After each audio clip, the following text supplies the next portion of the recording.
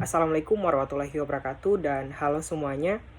Perkenalkan, nama saya Muhammad Febrian Ruslan dengan NIM A121-21073 dari kelas B. Tujuan saya membuat video ini adalah untuk menjelaskan apa tujuan dari pendidikan Indonesia dari masa ke masa dan mengapa kurikulum itu berubah dari waktu ke waktu. Baik, pertama saya akan menjelaskan apa tujuan dari pendidikan di Indonesia dari masa ke masa. Perlu kalian tahu bahwa pendidikan formal mulai ada di Indonesia pada tahun 1901 yang diperkenalkan oleh Belanda kepada Indonesia, atau pada saat itu Indonesia masih dikenal dengan sebutan Hindia Belanda. Dan pada tahun 1930-an, pendidikan formal ini mulai dikenal hampir di semua provinsi yang ada di Indonesia. Baik, di sini saya akan membahas apa itu tujuan dari pendidikan formal di Indonesia mulai dari masa penjajahan hingga masa sekarang ini. Yang pertama yaitu tujuan pendidikan pada masa penjajahan. Pada masa ini terdapat 3 masa pendidikan, yaitu pendidikan pada masa Portugis, pendidikan pada masa Belanda, dan yang terakhir adalah pendidikan pada masa Jepang. Baik, pendidikan yang pertama yaitu pendidikan pada masa Portugis. Portugis datang ke Indonesia bersama dengan misionaris.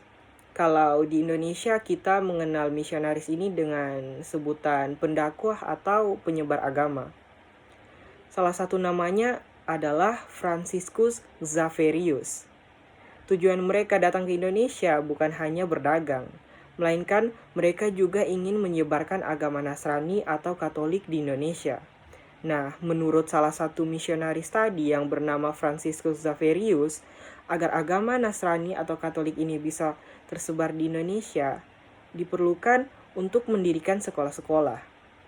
Jadi, tujuan dari pendidikan pada masa Portugis adalah untuk menyebarkan agama Nasrani atau Katolik yang mereka anut kepada masyarakat Indonesia. Masa yang kedua yaitu masa pendidikan pada masa Belanda. Setelah berakhirnya kekuasaan Portugis di Indonesia pada akhir abad ke-16, Belanda datang ke Pulau Jawa, Indonesia untuk berdagang dan menciptakan kekuasaan baru. Setelah berhasil mengalahkan Portugis, tujuan dari pendidikan pada masa Belanda sama dengan tujuan pendidikan pada masa Portugis, yaitu menyebarkan agama yang mereka anut.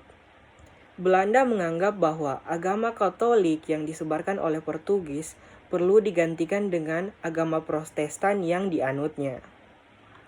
Dengan itulah sekolah-sekolah keagamaan didirikan terutama di daerah yang dulunya telah terpengaruh agama Nasrani atau Katolik yang disebarkan oleh Portugis.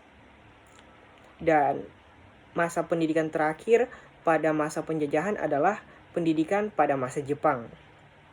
Runtuhnya pengaruh kolonial Belanda mengakibatkan tumbangnya sistem pendidikannya pula. Berbeda dengan tujuan pendidikan dari Portugis dan Belanda, tujuan pendidikan pada masa pendidikan Jepang di Indonesia adalah untuk menyediakan tenaga-tenaga cuma-cuma atau romusa dan prajurit-prajurit untuk membantu peperangan bagi kepentingan Jepang. Oleh karena itu, pelajar-pelajar diharuskan latihan fisik, latihan kemiliteran, dan indoktrinasi ketat. Selanjutnya adalah tujuan pendidikan pada masa pasca kemerdekaan. Pada masa pasca kemerdekaan ini terbagi menjadi 2 pendidikan, yaitu pendidikan pada masa kemerdekaan dan pendidikan pada masa Orde Baru. Pendidikan pada masa kemerdekaan. Setelah diperalat oleh Jepang untuk kepentingan negara mereka, akhirnya setelah merdeka tujuan pendidikan kemudian berubah untuk mendidik masyarakat Indonesia menjadi warga negara yang sejati dan bersedia memberikan tenaga dan pikirannya untuk kepentingan negara dan masyarakat negara itu sendiri, yaitu Indonesia. Tidak ada lagi masyarakat Indonesia yang menempuh pendidikan dan bekerja untuk Jepang. Masuk pada masa Orde Baru. Pada masa ini, tujuan pendidikan lebih ditekankan pada upaya untuk membentuk manusia Pancasila sejati, kuat, sehat jasmani, mempertinggi kecerdasan dan keterampilan jasmani, moral, budi pekerti, dan keyakinan beragama. Dampak positif pendidikan pada masa ini adalah meningkatnya pembangunan gedung sekolah, jumlah guru, dan berkurangnya buta huruf. Setelah pendidikan pada masa pasca kemerdekaan, selanjutnya saya akan menjelaskan tujuan dari pendidikan pada masa reformasi.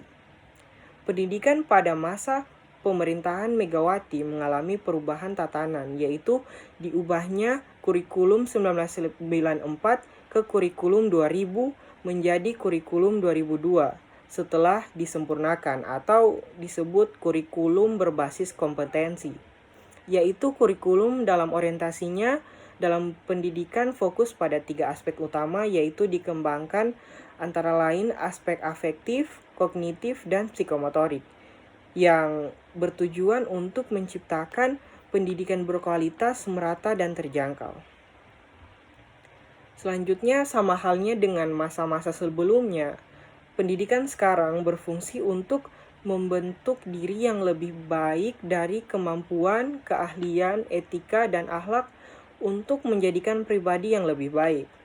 Pendidikan menjadi sarana untuk membekali diri dalam menghadapi dunia bermasyarakat, karena dunia bukan hanya tentang pengetahuan, melainkan meliputi dari sosial, etika, maupun adab.